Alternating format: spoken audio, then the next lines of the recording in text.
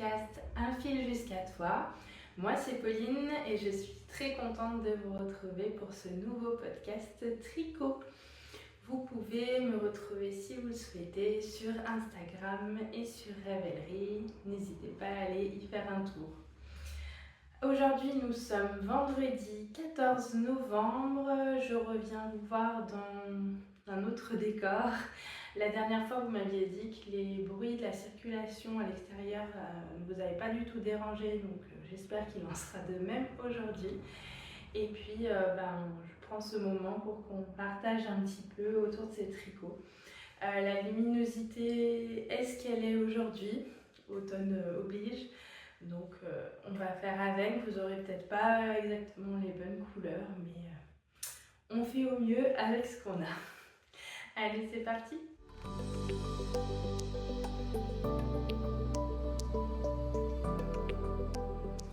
On commence aujourd'hui avec ce que je porte, qui était en cours la dernière fois, mais déjà presque terminé. Il s'agit de ma nouvelle Cumulus Blouse de Petite Knit. Un pull que tout le monde connaît a priori. Pour ma part, c'est ma deuxième version qui est bien différente de la première et j'en suis très contente. Je l'ai réalisée en Oliver de Cesia. Et c'est un fil qui est composé de 70% alpaga, 30% polyamide. C'est du Suri. 425 mètres pour 50 grammes. Et la couleur, je me rends compte que j'en ai pas parlé. C'est le coloris 45-69. C'est une espèce de bleu canard. J'avais connu cette fibre parce que j'avais tricoté le Luna Cardigan en test pour Camille Massimi et j'avais vraiment adoré sa douceur. Donc dès que j'ai vu cette fibre, dès que j'ai eu l'occasion de la tricoter, j'ai tout de suite imaginé une Cumulus Blouse dedans. Et là, j'ai réalisé une taille S avec quelques modifications, mais pas grand chose. Et j'ai utilisé moins de 4 pelotes. Au total, il me reste 25 grammes de laine. Donc c'est quand même assez chouette. Ça fait un beau pull avec peu de consommation de fil. Je l'ai tricoté en double. En gros, avec les deux premières pelotes, j'ai fait quasiment tout le corps et avec les deux suivantes, j'ai fini le corps et fait les deux manches. Que vous dire d'autre? J'avais rallongé un tout petit peu les manches. Au blocage, elle s'était un peu étendue, elle m'arrivait là, donc moi j'étais assez contente parce que j'aime bien avoir des manches longues. Et puis finalement au porté, parce que là je l'ai déjà pas mal porté ces jours-ci, elles se sont raccourcies, elles se sont rétractées où elles étaient initialement. Je vais voir si je les reprends, si je les laisse comme ça. Pour l'instant, ça me convient. Après, c'est vrai qu'on a des températures très très douces pour la saison, donc j'ai du mal à me rendre compte si ça va me convenir quand il fera bien froid ou pas. Mais pour l'instant, pour les températures, ça me convient, d'autant que j'ai un peu tendance à relever les manches comme ça quand je travaille. Donc c'est ok. Pour la douceur, c'était vraiment ce que j'imaginais. Je peux le porter à même la peau sans souci. J'ai fait les I-cords comme préconisé au niveau du col, au niveau des manches et au niveau du bas du pull.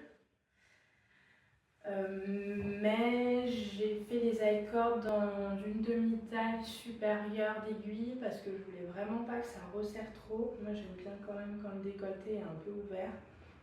Et puis quand on a de l'aisance pour pouvoir bien remonter la manche par exemple jusqu'au-dessus du coude, je trouve ça plus confortable. Je l'ai cintré le pull, ce qui n'est pas prévu dans le patron. Voilà, on voit ici que ça fait un creux. Donc tout simplement, j'ai tricoté quelques centimètres sous la manche, après j'ai fait une série de diminutions, puis après j'ai refait une série d'augmentations pour donner cet effet un peu comme ceci. Je trouve que ça me va mieux au niveau morphologie. Et je n'ai pas du tout respecté ni l'échantillon, ni l'aisance préconisée. C'est un pull normalement qui est très très large avec beaucoup d'aisance. Moi, il est assez près du corps, mais c'est quelque chose que je préfère en général. J'avais fait un échantillon à plat en aiguille 4,5, comme ce sont des aiguilles qui sont suggérées dans le patron.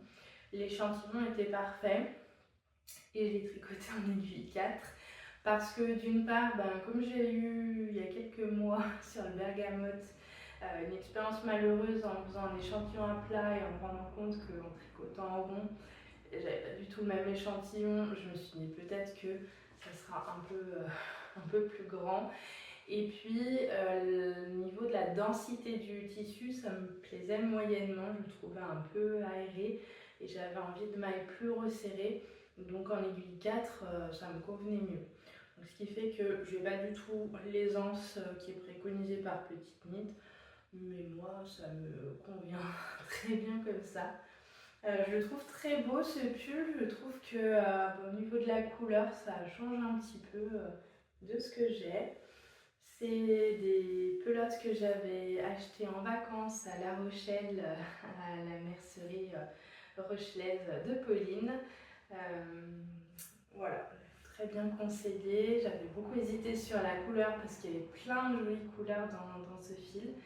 Et vraiment, je recommande. Ça fait vraiment le pull doudou dont j'avais envie. Donc, j'en suis très contente.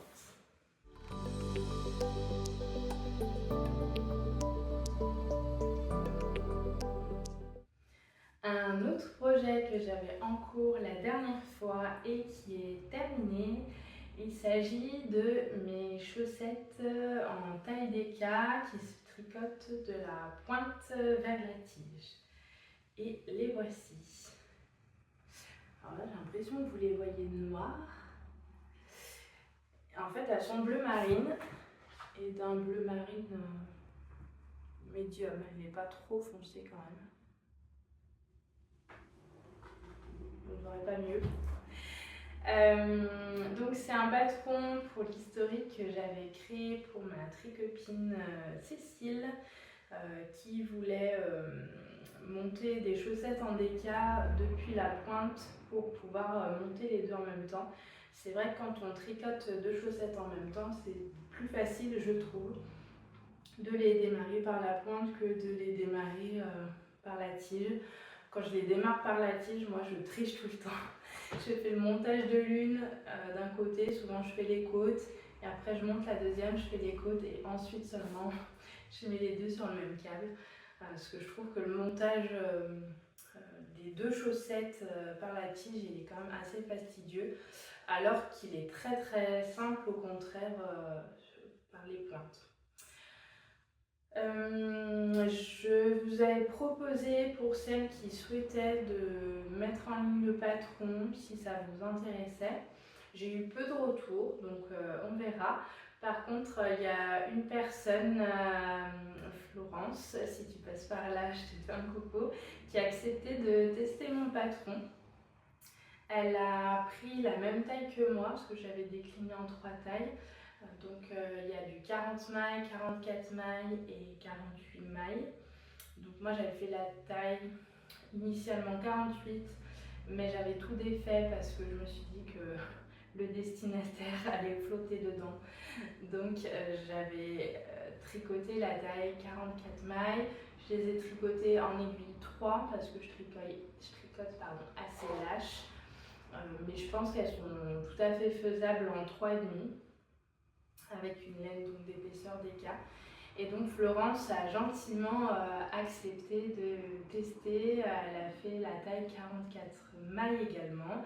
Elle m'a fait plein de retours super pour améliorer un petit peu ce patron, pour me donner son avis. Donc c'était très chouette. Et puis en plus c'est une personne qui habite mon département, donc une tricoteuse locale.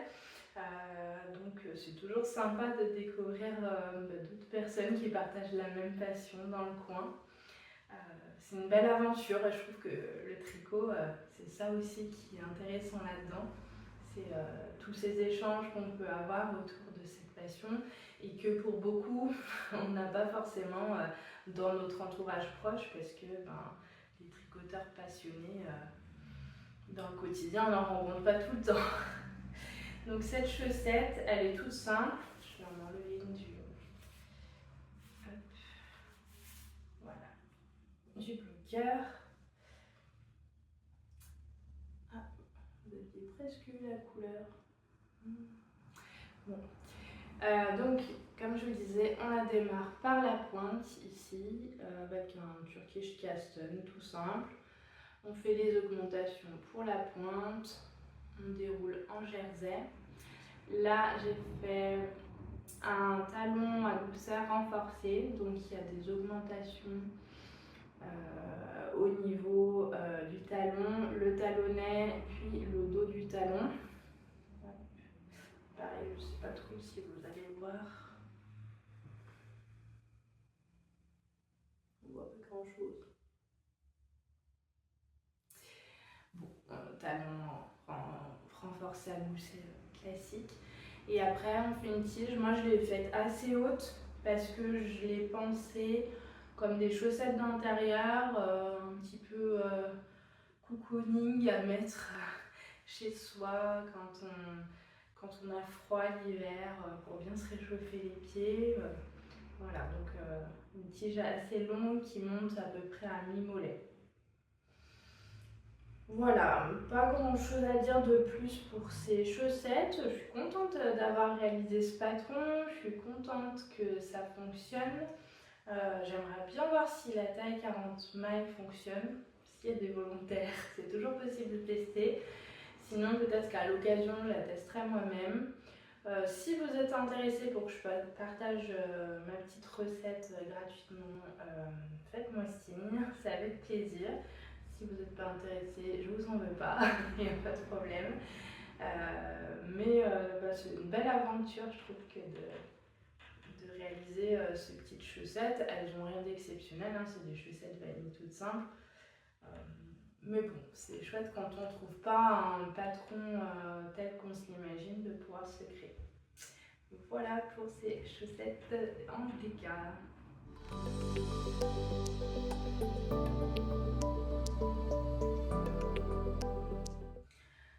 D'autres chaussettes que je suis en train de réaliser, il s'agit à nouveau de chaussettes vanille, mais cette fois plus classiques en figurine, que je réalise pour mon beau-père. Alors mon beau-père, je l'ai vu cet été, il faut savoir que c'est quelqu'un qui n'aime pas du tout, mais alors pas du tout les cadeaux. Oui, ça existe. Il peut même faire la tête si on lui fait des cadeaux. Donc ça fait au moins, je sais pas, 10 ans qu'on lui a rien offert. Bon, on respecte sa volonté parce que quand on voit qu'on lui offre quelque chose et que ça le vexe et qu'il répète qu'il veut rien, à un moment donné on finit par le comprendre. Et puis cet été quand je l'ai vu, j'étais avec mon papa aussi et j'étais en train de tricoter des chaussettes pour l'anniversaire de mon papa. Et ça l'a interpellé, il a trouvé ça sympa, il s'est mis à trouver ça intéressant. Donc je lui ai dit, est-ce que ça te dirait que toi, je t'en fasse une paire? Et il m'a dit oui. Donc j'ai sauté sur l'occasion de lui tricoter ça, de pouvoir lui faire plaisir, lui offrir enfin quelque chose. Et je lui ai dit, pour l'été prochain, je t'en fais une paire. Donc je lui ai fait choisir la couleur et j'ai fait vraiment tout choisir. Le modèle, s'il voulait en jersey tout simple, s'il voulait des côtes, alors le type de talon je crois pas, un peu plus technique. Et puis la longueur, etc. Et comme j'avais terminé une des chaussettes de mon papa et qu'ils n'ont qu'une pointure de différence, je lui ai fait essayer, ça lui allait. vu que c'est un peu extensible. Donc je savais qu'il fallait que je parte sur le même nombre de mailles, avec le même numéro d'aiguille, etc. Et en plus, celle que je faisais pour mon papa, c'était de l'autorayant. Donc je faisais du jersey en rond tout simple. Lui, il n'aime pas l'autorayant. Il aime vraiment les choses très très basiques et il voulait pareil que du jersey, pas de côte ou de choses comme ça. Donc je savais que ce qu'il avait essayé, ça lui allait bien au pied. J'ai monté le même nombre de mailles, donc 68 mailles j'ai fait pour lui. Et j'ai pris de l'Arouetta, comme ceci. Alors je suis désolée, j'ai pas pris les étiquettes, mais bon, tout le monde connaît l'Arouetta. Dans ce coloris un peu grenat, voilà, c'est une couleur qu'il aime bien, qu'il met beaucoup. Et j'ai monté depuis la pointe les deux en même temps. Alors je suis désolée, je suis entre guillemets un peu au milieu d'un rang qui n'est pas tellement un rang parce que je suis en train de réaliser le premier talon. Et voilà, j'ai fait les deux en même temps sur le même câble. C'est quelque chose que je fais beaucoup, de faire les deux chaussettes sur le même câble quand c'est possible, parce que ça évite le syndrome de la deuxième chaussette, on est bien d'accord, ce qui n'est pas négligeable. Encore bon, là quand c'est pour un cadeau, ça va, parce qu'il y a quand même la motivation derrière de se dire bon, il va falloir l'offrir, il y a une deadline plus ou moins, donc ça se fait. Mais aussi, au moins j'ai l'assurance, la certitude de faire pile poil le même nombre de rangs, que ce soit pour le pied, pour la tige, et comme ça elles sont exactement identiques. Donc ça c'est très bien. Et en fait je viens de terminer le pied. Et si je suis au milieu d'un rang entre guillemets, c'est parce que je suis en train de commencer le talon. Je fais un talon en rang raccourci. J'ai choisi ça parce que c'est une forme de talon très classique, ça ressemble plus aux talons qu'on trouve dans le commerce. En plus, celle que j'avais fait essayer, qui était à destination de mon papa, elle était comme ça également. Donc je me suis dit au moins, il les portera. Parce que mon père il est assez exigeant aussi de manière générale, donc si je lui fais un tricot et que finalement ça reste au fond d'un placard, c'est pas très intéressant, c'est un peu dommage. Donc voilà, j'en suis au premier talon. Alors ce que je fais pour les talons, c'est que je les fais par contre un par un, tout simplement parce que petit à petit, comme on tricote en rang raccourci, on va tricoter de moins en moins de mailles. Et si je faisais les deux en même temps, ça serait possible, hein. Mais à chaque fois, ça nécessiterait de glisser toutes les mailles qu'on n'a pas tricotées sur l'autre aiguille, de glisser les premières mailles qui sont plus à tricoter sur l'autre aiguille aussi pour continuer le rang. C'est ultra fastidieux. Donc ça, le talon, c'est la seule étape où je réalise un par un sur ce type de talon. Après, les autres talons, je sais plus vous dire. Du moment en tout cas où on ne va pas au bout d'un rang, je vais réaliser de manière individuelle. Donc là, je suis en train de former la première partie du talon. Et une fois que j'aurai terminé ce talon, que je serai revenue au bout de mon rang, je vais faire le second talon pour la seconde chaussette. Et puis ensuite, je continue. Il m'a demandé 27 à 28 cm pour la tige. Donc autant vous dire que je n'ai pas terminé. Mais la bonne nouvelle, c'est que j'ai jusqu'au mois d'août. Donc ça va. Pardon. Voilà pour ces petites chaussettes, un petit projet tout simple, zéro cerveau, donc ça va très bien, ça passe partout. Et puis au moins ça fera plaisir.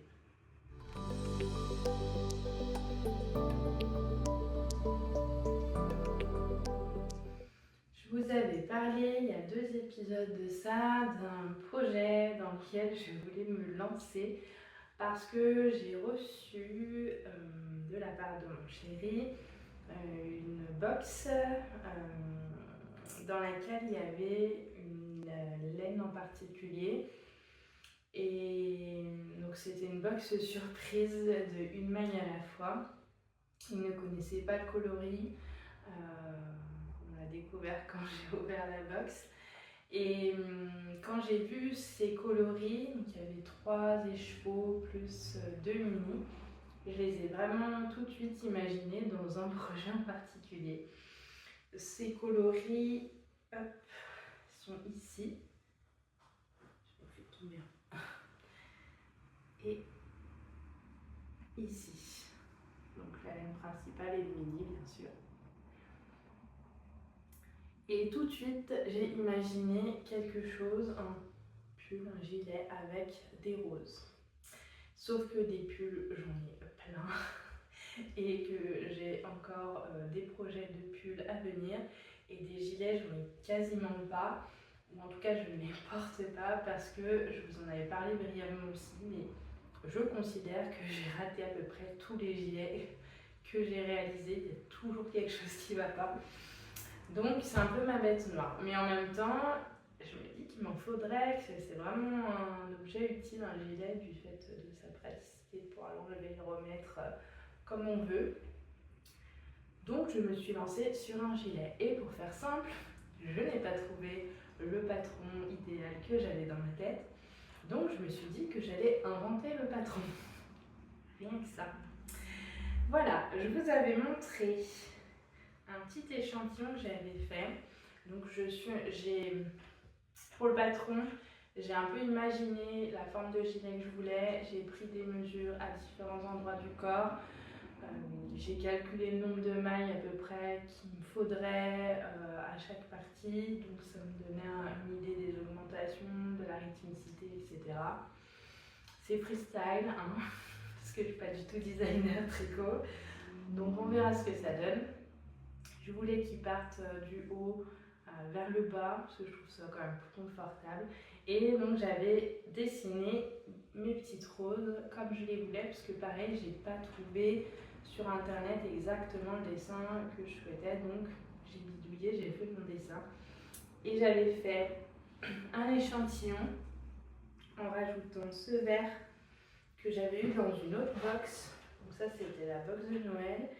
Et ça, c'était la box d'anniversaire de une maille à la fois. Pardon. Et voici ce que ça donnait. Ah, là, c'est bien. Sauf que, alors le dessin, j'ai bien aimé. Le tissu, le tricot, j'ai bien aimé. La seule chose que j'ai pas trop aimé, c'était au niveau du feuillage. Je trouvais que ça ressort pas très bien. Le contraste n'est pas terrible. Et c'est quelque chose dont je me doutais avant de faire le tricot, mais c'est pas grave, je l'ai fait et au moins ça me donnait une idée du rendu et comme ça pas de regret.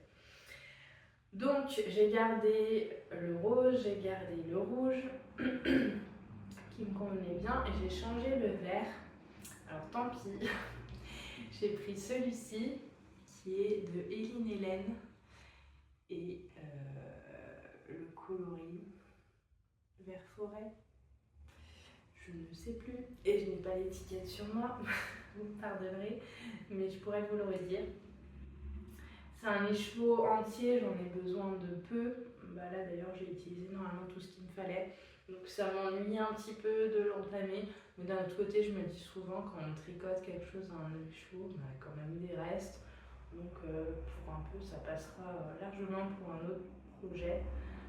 Voilà, et je me disais que ce coloris là, il ressemble pas mal à ça. Il irait bien avec ça et ça. Et donc, je me suis lancée. J'ai fait un col, j'ai fait des rangs raccourcis dans le dos, parce que sinon c'est pas marrant. Et j'ai réalisé mes augmentations avec mes fleurs. Et pour l'instant, voilà ce que ça donne. Pas très facile à vous montrer parce que j'en suis pas loin derrière et donc ça roulotte. C'est joli, j'aime bien. Alors je suis déçue parce qu'il me reste tout ça dans mon premier mini et j'ai un deuxième mini entier et je trouvais vraiment que ça allait super bien avec ce rose. Mais en même temps, j'ai pas trop envie de rajouter d'autres roses, d'autres motifs et tout, parce que je voudrais pas que ça fasse non plus trop kitsch. Voilà. Bon, évidemment, je vous montre le dos, hein, mais c'est pour que vous ayez un peu l'idée du dessin.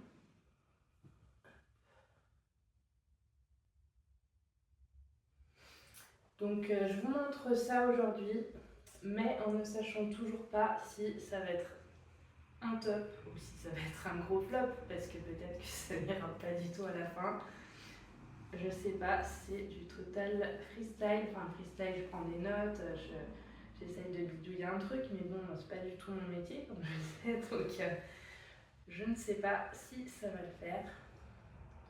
Hop, ça donnerait un peu comme ça. Donc j'ai fait ces côtes. Je fais de chaque côté une petite bande de côtes pour faire la pâte de boutonnage en même temps. J'ai fait des boutonnières. Je les ai marquées là et là. Je les fais au fur et à mesure, comme ça je me dis une fois que ce sera terminé, tout sera terminé. Et voilà un peu, bon ça descendra un peu plus, mais le rendu ce sera ça.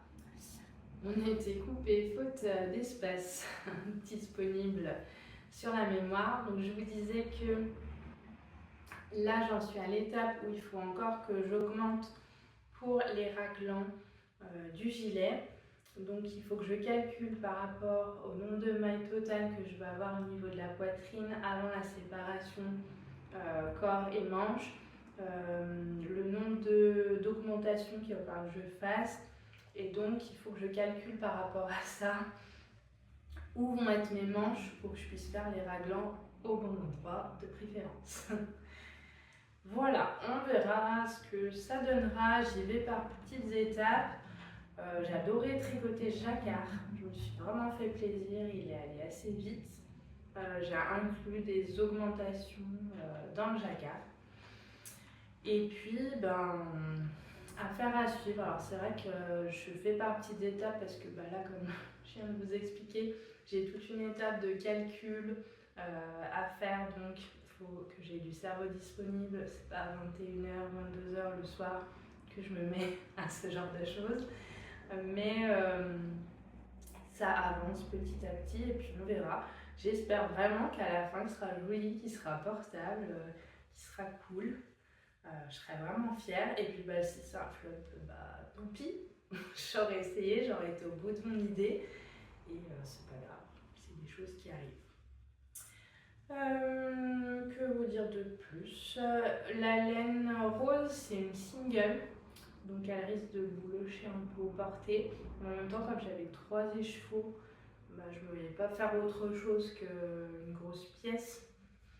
C'était dommage de les casser puis de les mettre dans plusieurs châles ou plusieurs accessoires. Et puis l'autre, alors l'autre il n'y avait pas d'étiquette, mais elle est retordue. Ces deux coloris, c'est des non reproductibles, donc de toute façon vous ne pourrez pas les avoir. Et puis pour le vert, je vous redirai, c'est du Hélène la base Tabi, ça c'est sûr. Et puis c'est un joli vert que j'aime beaucoup et qui m'avait également été offert par mon chéri à Noël parce qu'il était sur ma liste au Père Noël. Voilà, on verra bien ce que ça donne et puis je vous donnerai des nouvelles de ce gilet en espérant que ça fonctionne comme je l'ai imaginé.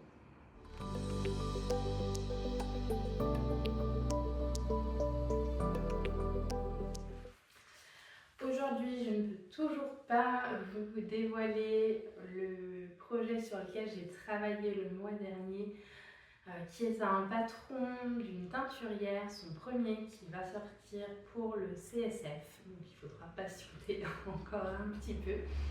Mais je voulais vous parler du Mysterical Little Christmas qui est organisé par Alice Gerfaux, qui est une initiative super de sa part. Je la remercie vraiment, même si je pense qu'elle ne passera pas par là.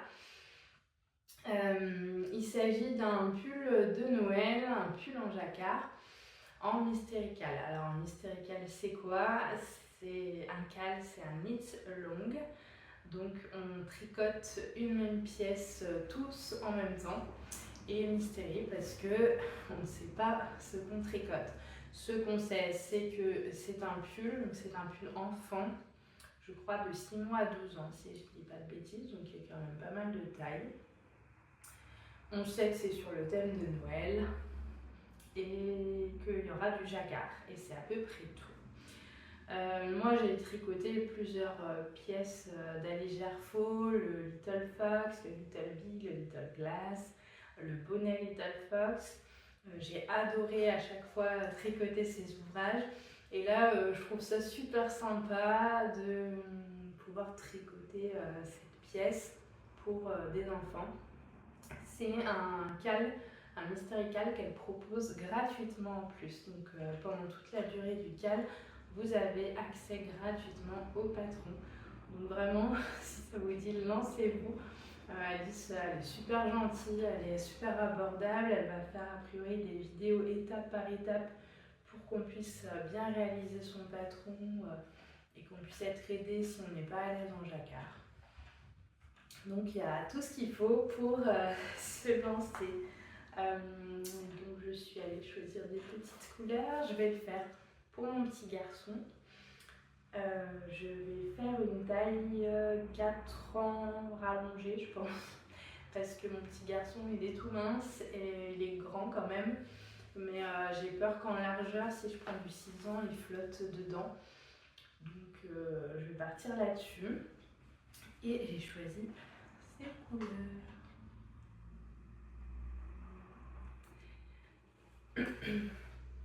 Donc mon coloris principal, c'est de la Pernia de Filcolana. Je crois qu'elle est un tout petit peu plus épaisse que de la figurine. Ouais, 175 mètres pour 50 grammes. Donc elle est entre la figurine et la sport. Dans ce joli bleu électrique.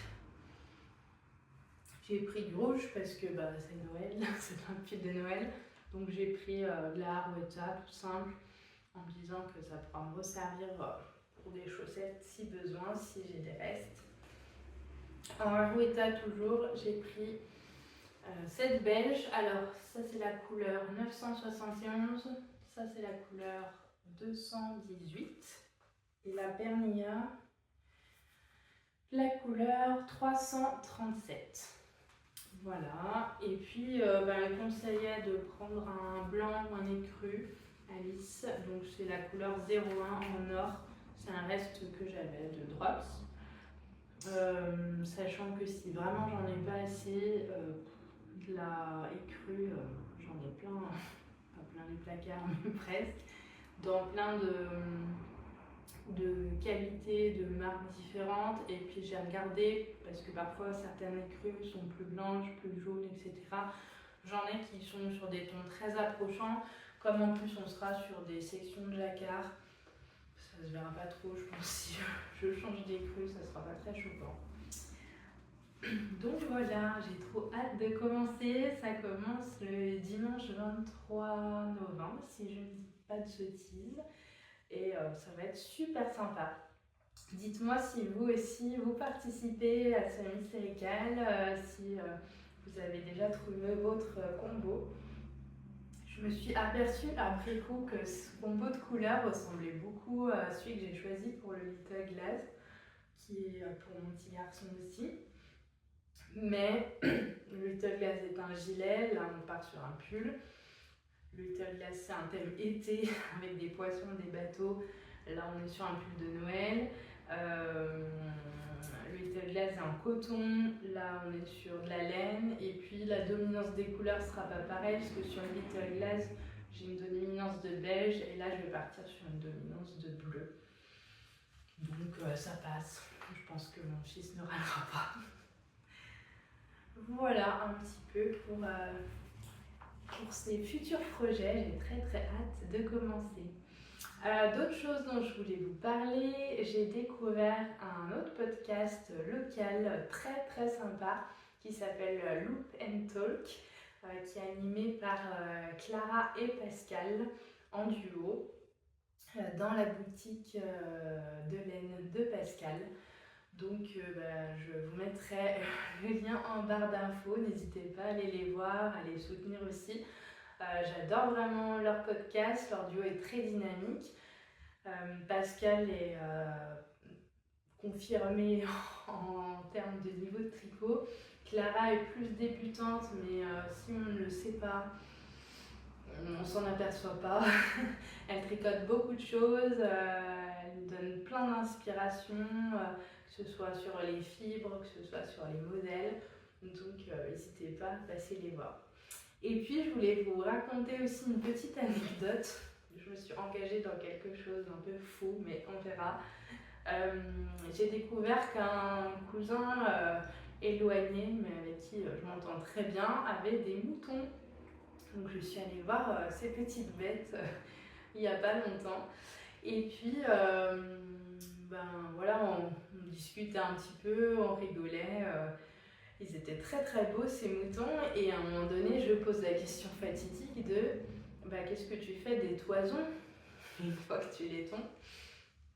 Et là, malheur, il me dit qu'il les laisse pourrir au sol. Ah, moi, je pensais qu'il les donnait pour même ne serait-ce que faire de l'isolation, des choses comme ça. Enfin, on peut faire tellement de choses avec de la laine que j'aurais jamais pensé que ces toisons étaient perdues.